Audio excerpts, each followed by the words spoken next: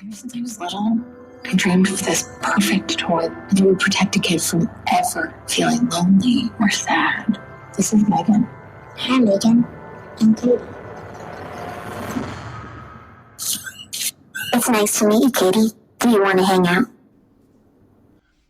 What up, y'all? It's your boy, Mr. Mars Sharp, Short Man Filmworks in the building, and we have another episode of the Everyday Man's Film Reviews for you guys tonight. All right. So as I was saying in the last video that I made for you guys, that I was going to start dabbling into some new movies, doing the old stuff, and then also getting into the new movies. I'm starting to do, trying to do some new formats now. I don't want to just keep on going and moving along with all of the old movies. I want to get into some new stuff because theaters are starting to open up again. Well, theaters have been opened up, but now people are starting to fly back into them and starting to get back into the theater scene again. So I'm gonna start doing some reviews on movies that's coming out at the present day. So we're gonna start doing that. I'm not gonna forget about my old stuff, but we're gonna go into some new things, okay? And what I want to review for you guys tonight is the movie called Megan, which was released last week on, I want to say January 6th it was released. So I went to go check out this movie on Monday, and I don't want to say, I don't even want to say I got too much of a favorable review on this movie this evening, because in a lot of ways, man, this movie was already kind of made, and it's kind of like the same formula that's been running for a while. You know, it starts off with this little young girl who her parents was killed in a car accident on a snow trip, and her parents is killed, and her aunt takes over as being her guardian, and her aunt turns out to be this super duper smart, intelligent, scientific woman who's developing these smart AI toys, you know, and she starts developing this this robot named Megan. And I can't remember what the abbreviation of Megan stood for, but it's a whole abbreviation in the movie for what Megan stands for. But she turns out to be this doll, which is basically I don't want to say a new version of Chucky, but she's a smart AI. So basically, she's a learning computer, and she adapts to the person that she's paired with. You know what I mean? So the aunt kind of takes out on this trial, and as she goes on this trial with this doll, and she introduces the doll to her niece, who's going through the whole grieving process with her parents, and her parents being dead. And it just turns out that, you know, she pairs up with this doll, and this doll kind of becomes like this little bit of a guardian toward the little girl. You know what I mean? So what I was saying, like, this movie has kind of been done already, because we all have seen the sci-fi movie where you got the smart AI, where the AI pretty much gets too smart for its own good, and it's pretty much kind of runs that way in this movie. And I'm trying to get excited about this movie, but I'm not really too excited about it, because I want to say I enjoyed it, but I can't say I really did enjoy the film, because it was kind of like something that I seen already. You know, you seen this sci-fi bit in the movie before. You know, to me, one of the first things that introduced it to me in my knowledge was Terminator, where, you know, you got the AI who, you know, it is supposed to aid in human life, and it ends up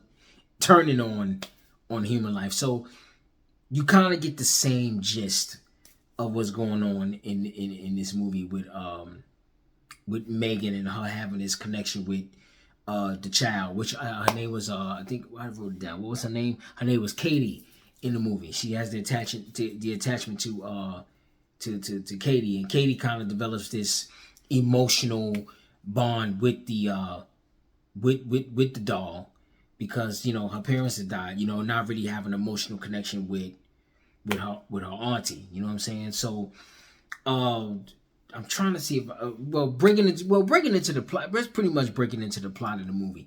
Oh man, I can't say I enjoyed this movie, man. I want to say I was looking forward to enjoying the movie, because I saw the trailer, and when I saw the trailer, the trailer looked tight. You know, the trailer looked tight, but you know, as it goes these days with a lot of these films, man, they put so much into the trailer. They put all the good parts in the trailer, and I feel like in watching this trailer, you already saw the movie. You know what I mean? They put the good parts in the trailer, and I don't know. I can't get excited about it because it's almost like you've seen it before. You've seen it before. A lot of the things that were supposed to make this thing kind of like a scary, almost like a horror movie, it didn't really turn out to be a horror movie, man. It kind of turned out to be something that you basically seen before. You know, the things that were supposed to make Megan scary, you've seen it done already. You know what I mean? She had this one particular run where she's chasing a young boy and she gets on all fours and starts running on all fours. But we've seen that done already. We've seen that done in The Grudge. We've seen this done in other horror movies where you got the mysterious woman and she runs on all four of her legs and just makes these wild, creepy movements. You know what I mean? So, what else was going on? What else was going on in this movie, man? I said, man, I didn't enjoy this movie at all, man. I don't want to say I wasted my money, but I kind of felt like I did waste my money. But, you know, at first I was excited, and then it just turned out to be like, man, I ain't really too excited about this thing.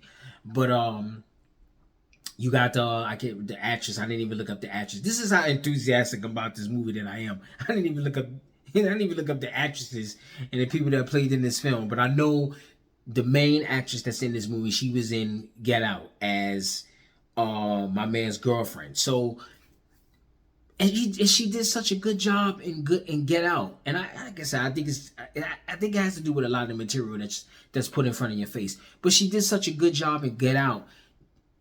When I seen her in this movie, and I was trying to figure out where I seen her from, and I was like, man, I know this actress from somewhere, but what did she play in? And then when I looked up the cast list, I seen that she was in Get Out.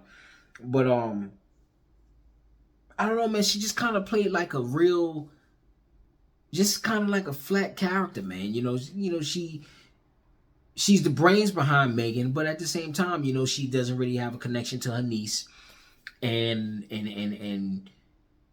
you know, it shows in the film because she kind of just pushes her off to the doll a little in a lot of ways, and you know, they try to wrap that up. They try to wrap that story up, you know, toward the end of the movie about, you know, the aunt starting to care for Katie, and she sees that, well, her name was Gemma. Gemma is starting trying to care for Katie, and I don't know, man. It just wasn't wrapped up. This wasn't a good film, man. It really wasn't a good film. It wasn't what I expected, you know what I mean? But at this day and age, man, they make a lot of movies now, and it's kind of, you know, you kind of can see where the movie is going. You know what I mean? And I don't even want to say that the story was there. You know what I mean? Because I feel like the story has been done already. When you see so many movies about rogue AIs and artificial intelligence pretty much taking over and developing its own sense of thinking and its own sense of development and starting to be self-aware. That's the word I'm looking for. It's starting to become self-aware. Then it just kind of turns into the same thing. And I didn't think I was going to kind of go into this movie, but I had a little bit of a feeling that this was what it was going to be like. After watching the trailers, I said, okay, you know, you see the trailers, you see the trailer for the doll, and the doll starts developing his own personality, and I'm like, okay, I kind of think I know where this movie is going to go. But sometimes I've been tricked. You know, sometimes I've been tricked, and I thought, okay, well, it was going to go one way and then end up going another way, and it leaves me shocked and surprised. But this particular one, man, I kind of knew where it was going with every step, you know, with every step from, you know, the dog harassing, from the neighbor's dog harassing Katie, and then Megan being there and she's watching the dog. I said, okay, she's going to kill the dog, which eventually she ends up killing the dog.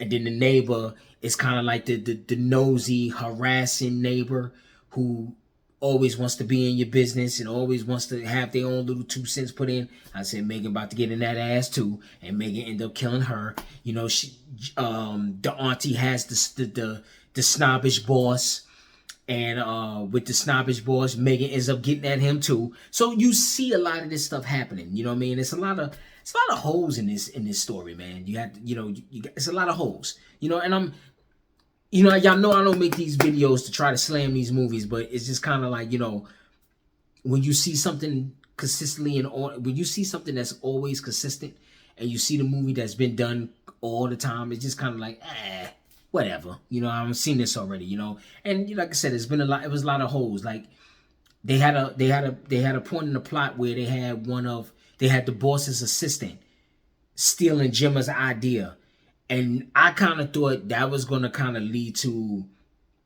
the point of why Megan was kind of having this, you know, kind of having this off take, Megan having her issues, and it fell flat. You know, it fell flat. They didn't explore that anymore. It didn't go anywhere. So it was just kind of like, why introduce that to the movie if it wasn't going to be a part of the main plot? You know what I mean? And I kind of feel like if they was going to introduce that, they should have introduced that maybe somewhere in the beginning, kind of made that assistant a little bit more sneaky, you know, but he was just kind of like the boss's assistant and just kind of just doing everything that the boss wanted him to do. And it didn't make sense, you know, it didn't make sense why they would put that into the movie, you know what I mean? So anyway, I ain't gonna spend too much time on this because y'all can see I'm not as enthusiastic about this about this movie, and I want to get enthusiastic about it, but there's really nothing to get enthusiastic about. There's really nothing to really get enthusiastic about this movie. So let's jump straight to the scale. I give this movie 1 thumb up. If you're gonna watch this movie, I would say wait till it come out on DVD. Wait till it come on cable. Wait till it come on cable, or if you ain't gonna wait till it come on cable, wait till it come on cable, and then you can go ahead and watch it when it comes on cable, and you know, just let it be a simple watch when it comes on cable, and you know, get it free of charge. You know what I mean? Wait till it come on Amazon Prime, or if it come on HBO Max or something like that. Don't go to the movie and don't go to the theaters and waste your money on this movie. You'll have a whole lot. You'll have a better time getting drunk or some shit. I don't know. But anyway, that's my review for Megan. Like, comment, subscribe to the channel. I got some other things coming up. I got some good things coming up too. I know the next movie I do want to the next movie I do want to review is when I'm looking to review is new Avatar that came out. So I'm about to do a review on the first Avatar. We're going to get that cracking. We're going to get that going, you know. And Avatar was a great movie. So I'm going back watching it again now so I can refresh my memory. So when I do go see the second one, I'll be all caught up, you know what I mean? And I guarantee you it'll be a whole lot better than what the shit show I just saw this weekend. But anyway, man, like, comment, subscribe to the videos. I'm Mar Sharp. I'm trying to get the introduction of my own shit together. I'm Mar Sharp. This is Shaw Man Filmworks, and these are the Everyday Man's Film Reviews. I will see y'all on the next video. Y'all take care, and y'all have a good night.